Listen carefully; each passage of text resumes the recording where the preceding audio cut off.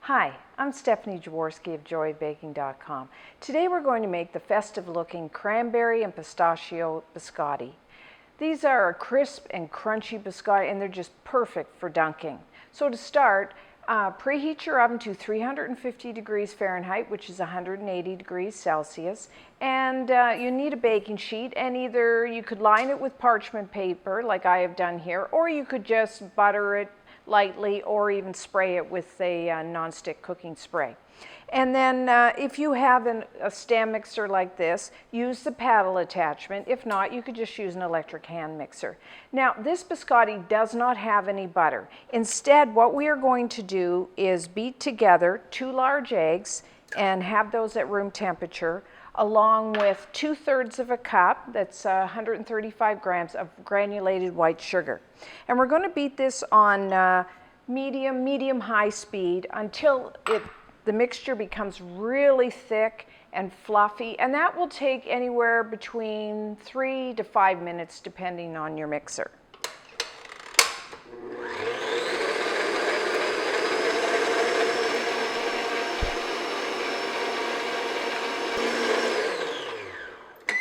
Okay, so this is what we're looking for.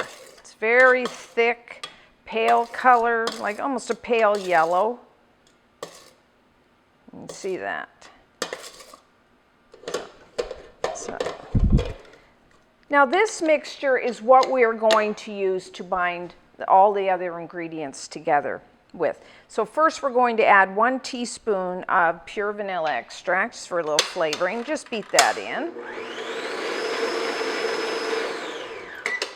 And then in a separate bowl I have 1 3/4 cups, which is about 230 grams of white all-purpose flour. And to that I'm going to add 1 teaspoon of baking powder and 1/4 teaspoon of salt.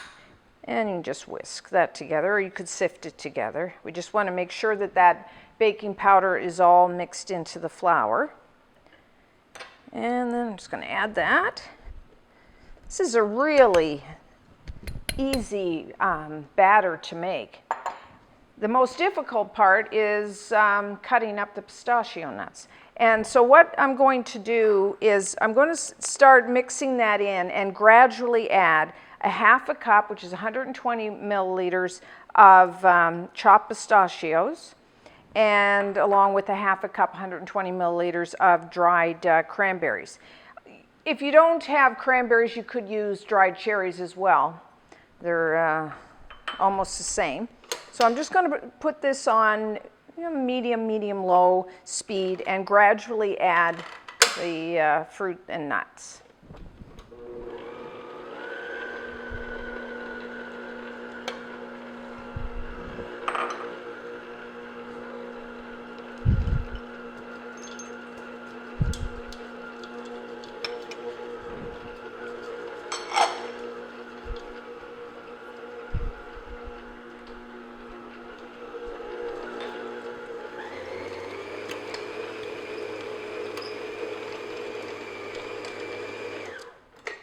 And we're done. If you gradually add the dried fruit and nuts, that way they will become more evenly distributed throughout the batter than if you just kind of dump them all in and at once.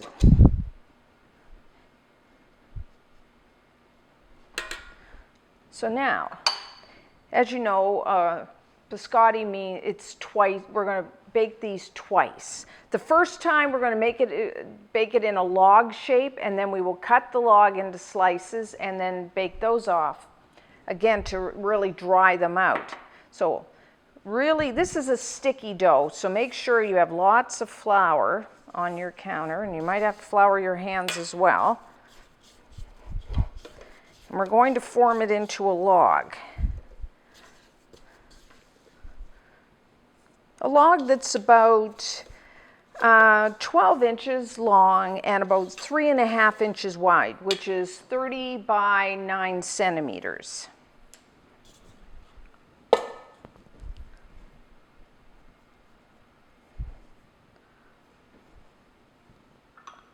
So Just make sure your counter, if you have one of these bench scrapers, it's nice. You can just kind of scrape it up. It really flour your countertop. And then we're just going to roll. Kind of pat the ends, kind of keep it into a, you want the log, of course, is evenly shaped, the same thickness through the whole thing. As you can see, this is a really sticky.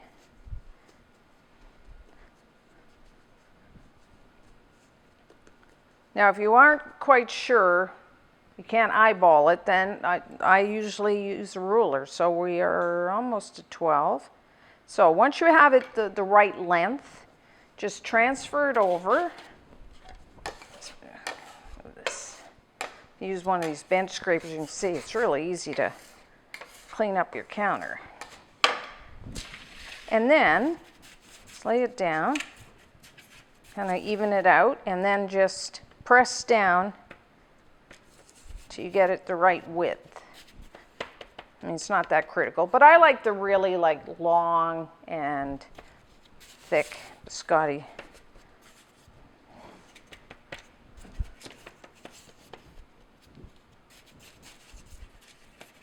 Okay, so there we go. So again, you could get your ruler out, kind of measure. Yeah, it's a little long. So all you got to do is just kind of scrunch it up there. And then you take your ruler and go, yeah, it's about 3.5.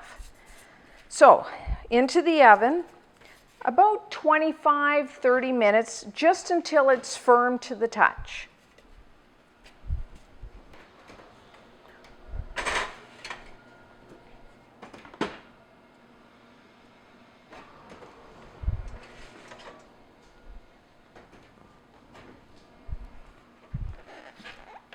Okay, it's now done. As you can see, it's turned light golden, and when you touch it, it's firm. So we do need to slice this, but of course it's a little hot right now.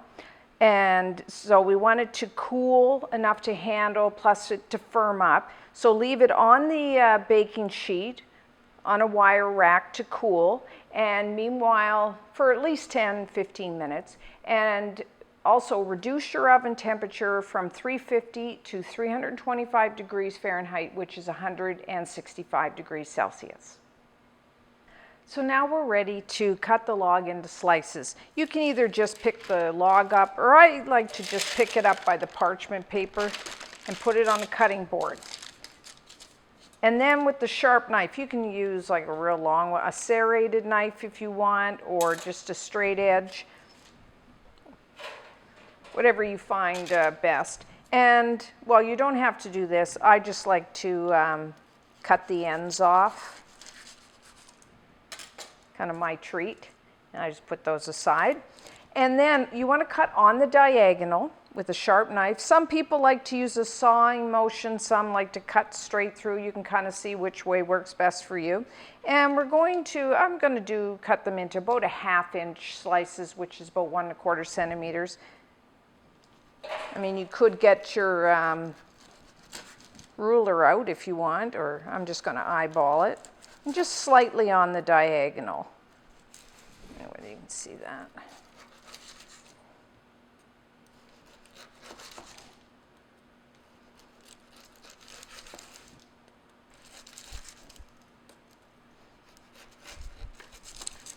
Okay. So then, we're going to put the slices back onto the our parchment lined baking sheet. You want them flat side, cut side down like that. Don't they look beautiful? See how they look perfect for Christmas with the red and the green.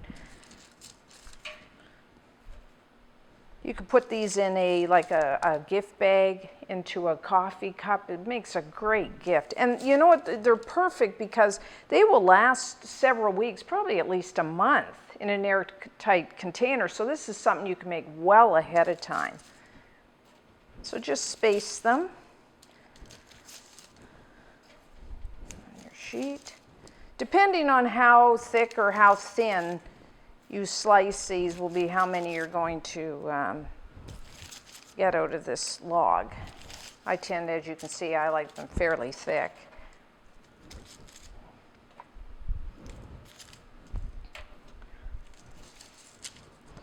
Okay, so now we're going to put them back in the oven. We're going to cook them on one side and then flip them onto the other. So the first side I would do about 8-10 minutes. Now the amount we bake them now will depend how crisp and how dry they become. Now I like my biscotti fairly dry because I like to dunk them in coffee.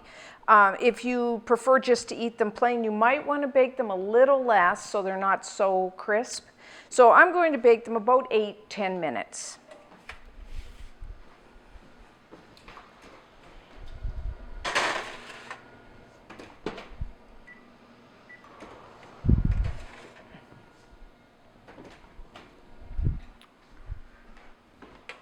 Okay, so we've now baked them on one side. So now we have to flip them over so we can do the other side. Now, like I said, when you bake it as a log, that's what cooks, bakes the batter.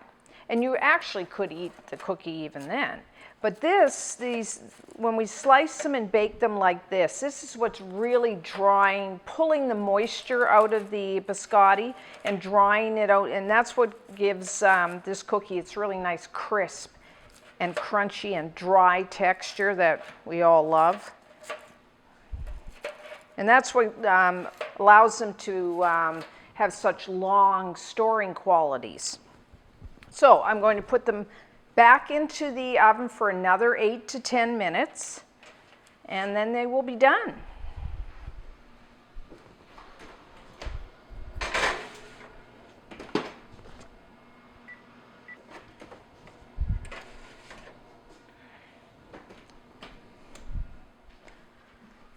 Okay, our biscotti are now done. Don't they look wonderful?